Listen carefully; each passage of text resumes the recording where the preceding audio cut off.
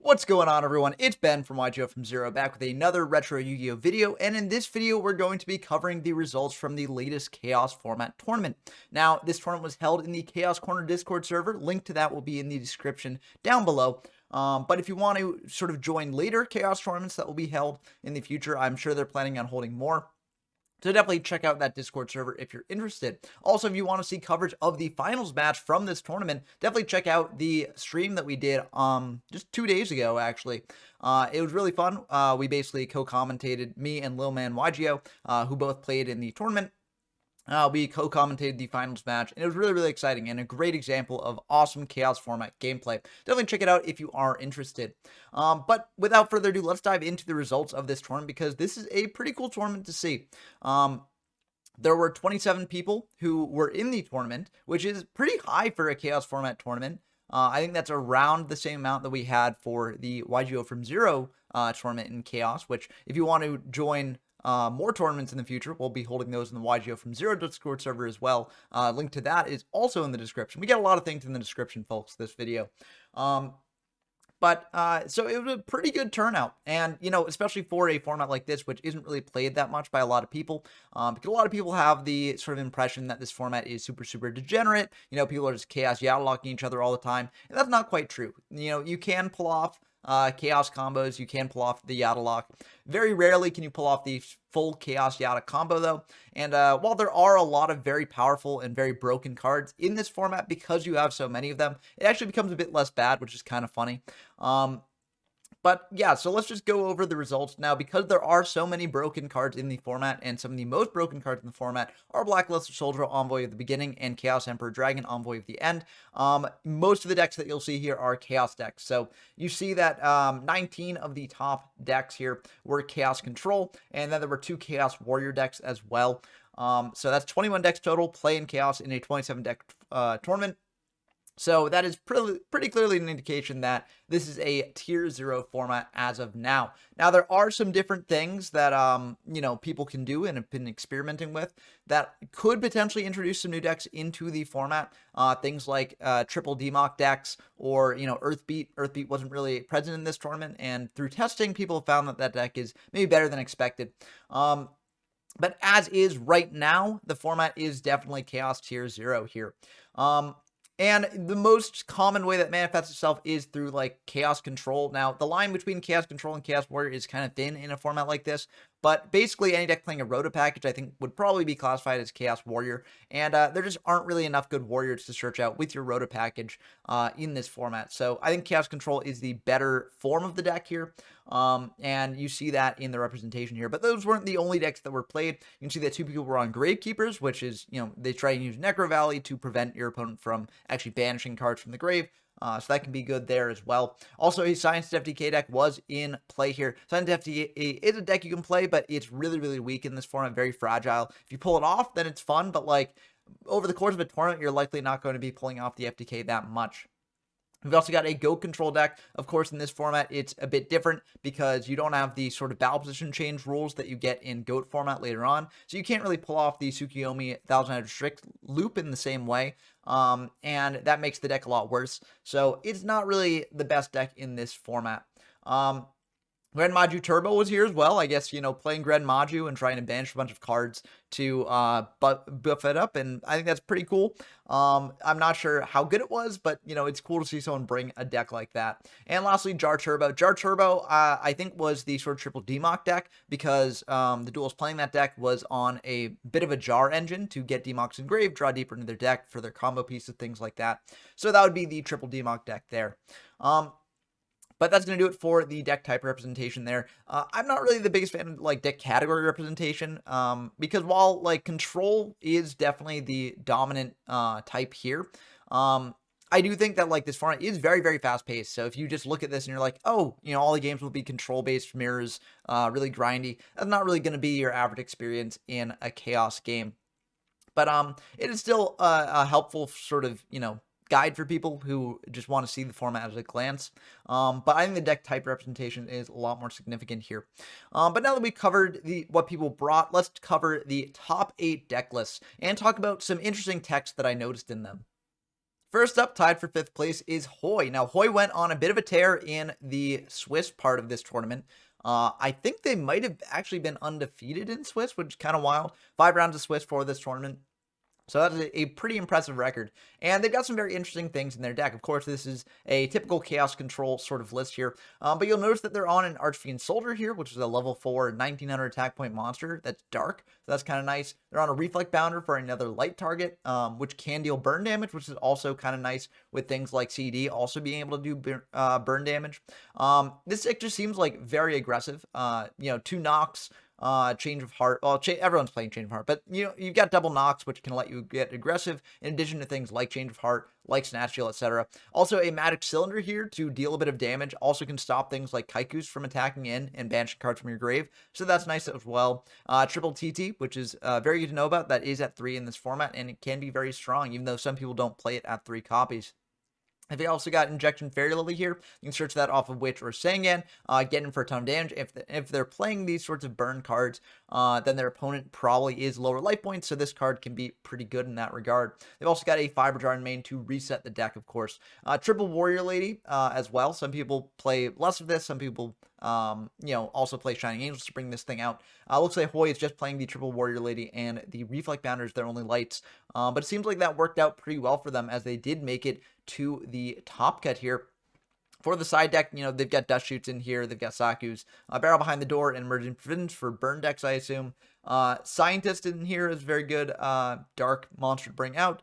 Double Shining Angel to go into the Warrior Ladies. Also, Delinquent Duo in the side and not in the main. You can bring in Duo when you know you're going first. But Duo is kind of like, if you look at all the powerful cards in this format, Duo is kind of one of the more underwhelming ones, because if you don't fire it turn 1 and you draw it later in the game, your opponent might have had access to like Serpent, they might have gotten Thunder Dragons to hand, etc. So I understand why you'd put Duo in the side deck here. But all in all, a very interesting list, a bit more of an aggro list than you might expect. But it's cool to see the different variations on this Chaos deck. Next up, also tied for 5th place, we've got Food, and they are playing the Double Shining Angel plus Double Warrior Lady package that I mentioned earlier. They're also playing Double Gravekeeper Spy, which Spy is a card that a lot of people were playing in this tournament. It's very good at getting a dark out of your deck. 2000 defense, can wall up your opponent for a bit, which is nice as well.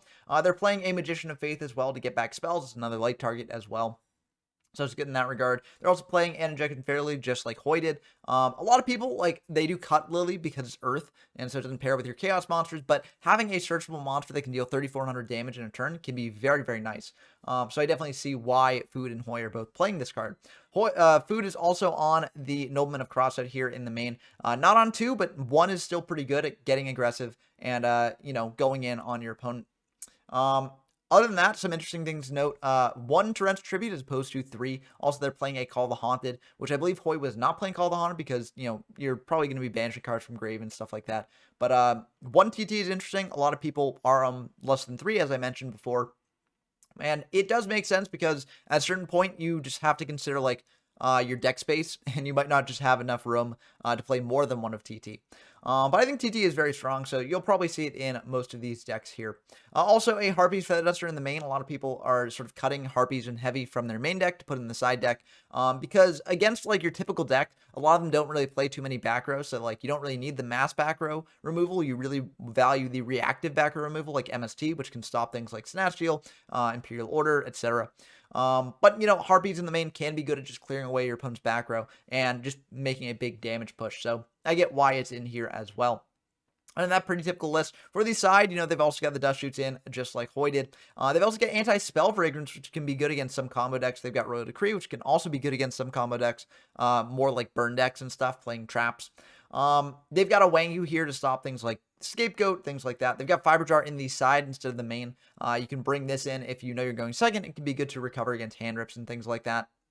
They've got a Sork in the side here. Sork is a good potential other boss monster that you can play, although many people are not on it in the main. Other than that, it's pretty standard to what Hoy had as well. They've got a Yatagarasu as well, because sometimes you can go for the Yata lock.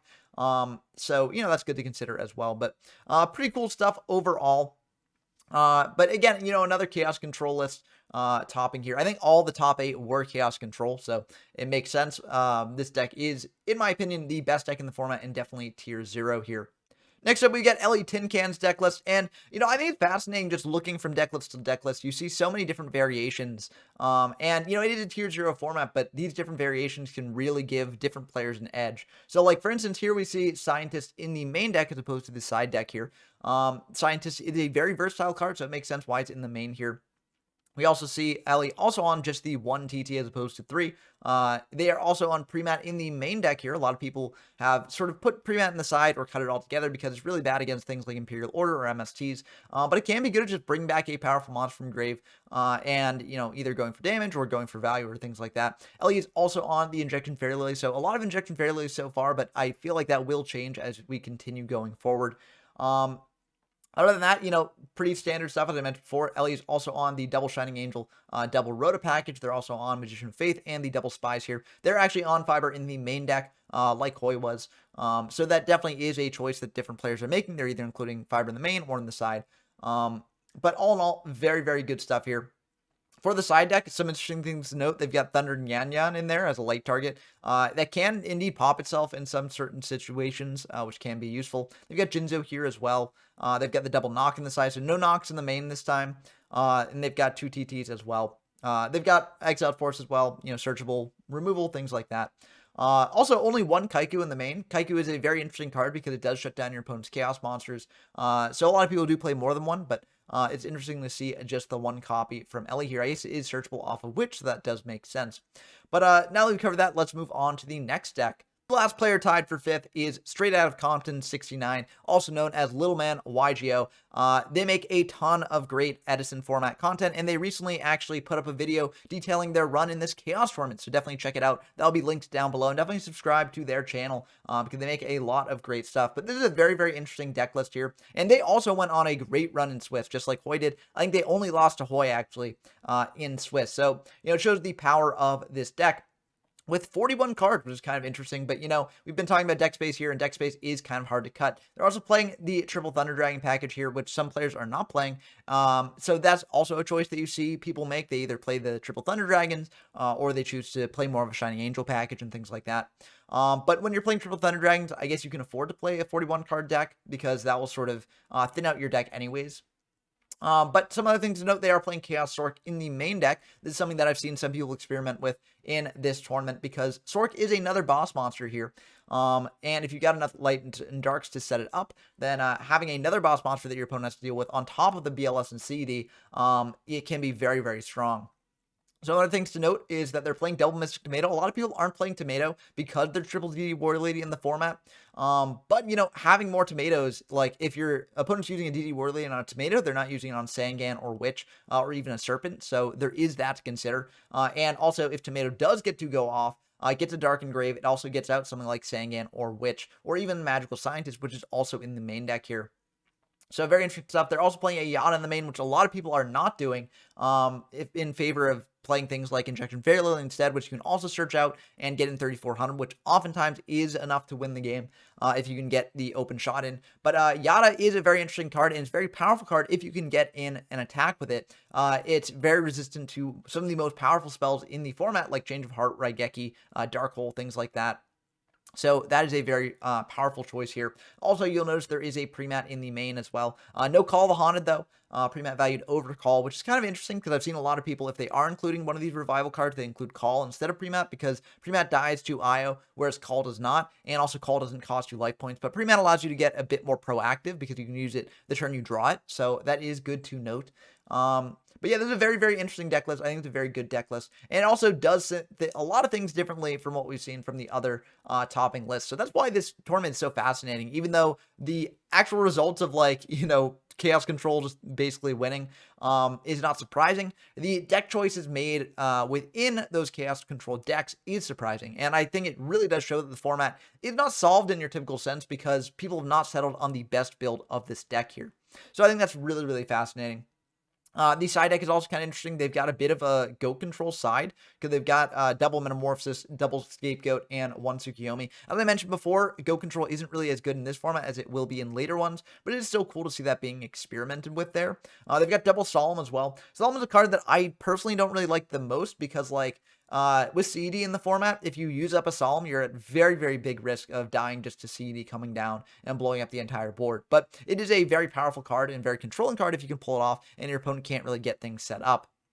So very good to know there. Also on the triple Dust Shoot, Dust Shoot's a card you see in a lot of these side decks to bring in when going first, as it can be very powerful, shuffling back cards into the deck as opposed to sending them to grave to set up chaos plays. So very, very cool stuff here. And yeah, I mean, I think that just the fifth place players who tied here already have some very, very interesting text. So I'm really excited to see what the other topping players have come up with. Next up, we got Dump Truck, who tied for third place. And, you know, this is another sort of Chaos Control list. They are playing the Thunder Dragons just like Little Man YGO was. They're also playing the Spies just like, you know, LA Tin Can and Food were. So this is sort of combining a lot of different ideas that we've seen in this top cut so far. But they're also playing a very interesting tech card that I wouldn't be surprised if we saw more experimentation with in the future, which is Raigeki Break. Raigeki Break is a very powerful target removal thing, and if you are playing things like Thunder Dragon or the Sinister Serpent here, it can be extremely, extremely strong. So I wouldn't be surprised if we see more people experimenting with this in the future. They're also on the Knock in the main deck, as I mentioned before. They're not on an Injection Fairy Lily or a Yada in the main. Most of these cards here are just light and dark, with the exception of Trident Infecting Virus, which pairs very well with their Thunder Dragons and their Sinister Serpents, so that makes sense. But very, very cool stuff here. Very, very cool list and very, very solid list. Now, as a note, they've got some very interesting side deck tech. They've got a Gravekeeper's Watcher in the side deck, which actually did come up at one point in the tournament. This thing can stop things like Graceful Charity, but more importantly, it can stop things like Morphing Jar from going off. So that's very important. If you find yourself against like an Empty Jar deck or a Jar Turbo deck, then Gravekeeper's Watcher can be a great side deck card for that. They've also got some Poison of the Old Man for the burn matchup. They've just got a lot of good stuff here. So this is a very, very solid Chaos Control list. Moving on, the other player who tied for third is some chump. You know, I don't really know them. They're called B-Sox, who is me, if you don't know. So I joined this tournament. I like to join all these retro tournaments that are in formats that I've covered because I figure it's a good way to support the formats and help them grow a bit more. And I always like to experiment a little bit, try and do something like, you know, a bit against the grain. And so what I tried to do here was I tried to like play 2 Sorks in the main, see how that would work. And if that would actually, you know, be a good thing to do, because, you know, with 4 Chaos Monsters, it might get a bit bricky, but having more boss monsters is very powerful. And I actually made it to third place, tied for third with Dump Truck here. I got eliminated in the semifinals. And I have to report that I think that playing double Sork may be a bit too much, but I think playing 1 Sork is still pretty good. I think having another boss monster here is very powerful. And it's just very strong because, like, the Chaos Monsters are some of the strongest monsters in the format, but the issue with them is that they're unsearchable. So, like, you know, you can set up for the Chaos Monsters all you want, but if you don't actually draw them, then, you know, that setup won't really do you too much good. So having more Chaos Monsters that can, like, benefit from this, I think is very, very good. I decided not to go, like, all in on this. I didn't play things like Dimension Fusion to bring back the monsters that I banished because I thought that was a bit too all in. And honestly, I think just having these, like, Sorks were good enough to increase the draw rate of drawing into the Chaos Monsters, and also, you know, just being powerful enough on their own without further extension. I do think something good to note is that this can be a bit bricky here, and also people are playing a bunch of Kaikus in the format, so, you know, with Kaikus running around, this deck becomes a lot worse because people are basically pre-sighted for Chaos already, and this is just leaning harder into the Chaos aspect. But as you can see here from this tournament run, this was pretty good. I also played Triple Spy, along with Triple Warrior Lady and a Shining Angel as opposed to a Thunder Dragon. I was debating doing Thunder Dragon instead of the Shining Angel, but I found that, like, in a deck like this where you're already bricking on monsters, you can't really afford to be playing Thunder Dragon, which just sort of also bricks in your hand. So I liked the Shining Angel into Warrior Lady package here. These Spies are to get out other darks from the deck, and also they're just annoying for the opponent to deal with. Triple Kaiku as well to deal with our opponent's chaos strategies here, also as a good dark beat stick. We get a Moth and Serpent and Tribe, which, I mean, all this other stuff is pretty standard. But, you know, the Spice was the double Chaos Sork stuff there. So I also have 2 TTs here. I couldn't really find the room for the third TT, but I do think TT is a very strong card when the Chaos Monsters could come down at any point. So that's why I did include it here. The side deck is pretty standard. It's not really too different from a lot of the other side decks that you've seen. 3 Royal Decree here, 4 Trap Focus decks. I think that's the big thing here. But other than that, it is pretty standard there. But this deck did pretty well for me. I think it's a good starting point if you want to experiment with this sort of Chaos deck, although I would definitely cut the Sorcerer in the future. But with that out of the way, let's dive into the top 2 lists, which were pretty impressive. First up, we've got Clemens' 12s list, which is, sort of following a lot of the patterns that we've already seen so far. It's got the Thunder Dragons, it's got the Spies.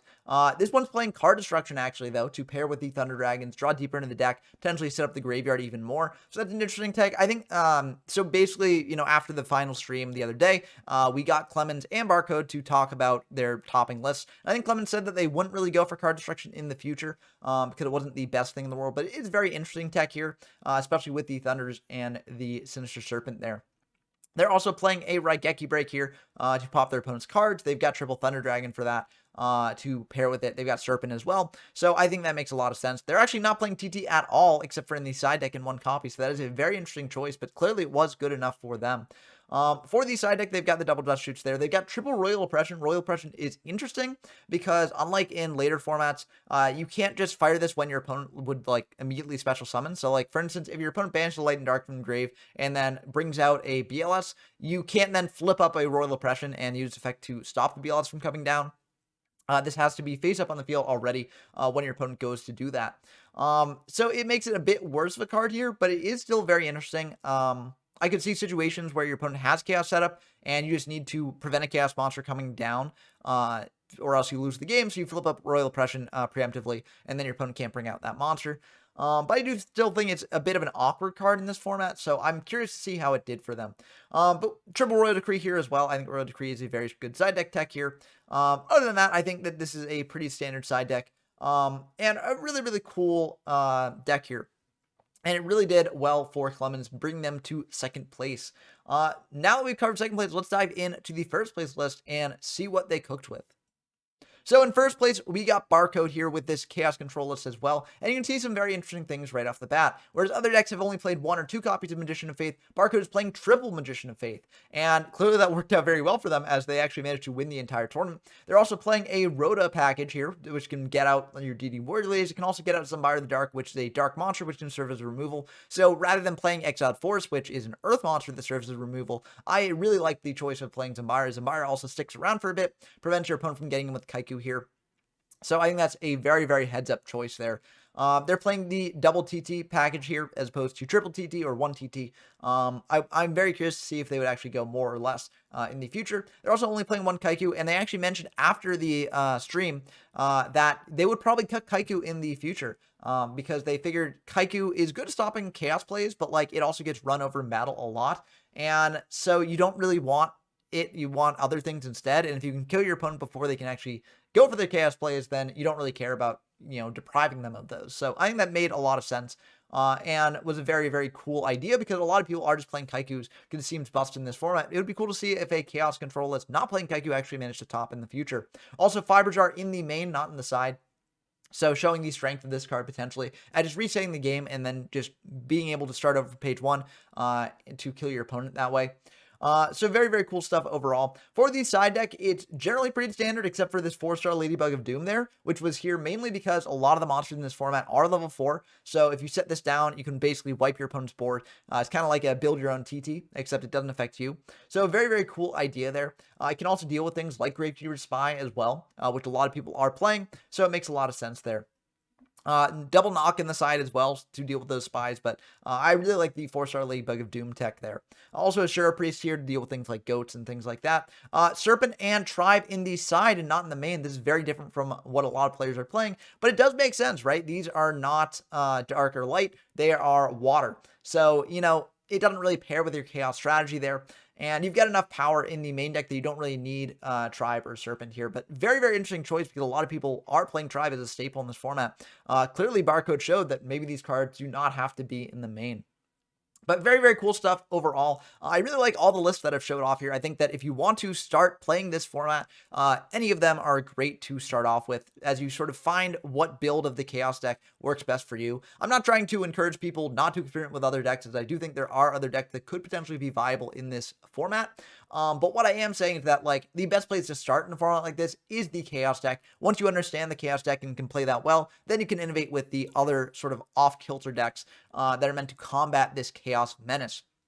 But I do think that these are great lists to start out with, and I'm really curious to see how the Chaos list will continue to evolve as these tournaments keep happening, because I do think that this format is sort of on the rise as people realize how fun it is. Even though it is very, very broken, it is a blast to play, and it's DMR Yu-Gi-Oh! At its finest and most powerful. But what do you all think of this format and these results? Let me know down in the comments below. I look forward to chatting with you as always. Again, if you want to play games in this format or any of the others on my channel, join the YGO from Zero Discord server. Link is in the description down below. Also, subscribe to the channel if you enjoy the content. It really does help a lot. I'll have more tournament reports like this coming later this week as more DM era tournaments are wrapping up this week.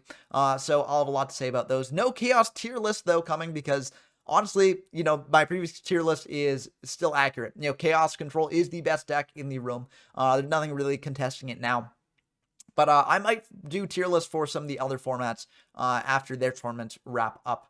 But that's going to do it for this video. If you want to support me directly, I do also have a Patreon. Link is in the description as well. And if you do support me through Patreon, you'll get your name shout out in these videos. So big shout outs to Bren Donker, GMYFS, Porkchopcoon, and Rincewind. It means a lot to me that you support me in this way, and it really encourages me to make more videos like this. But I hope that you all enjoyed as always, and until next time, I've been Ben from YGO from Zero, and I'm signing off.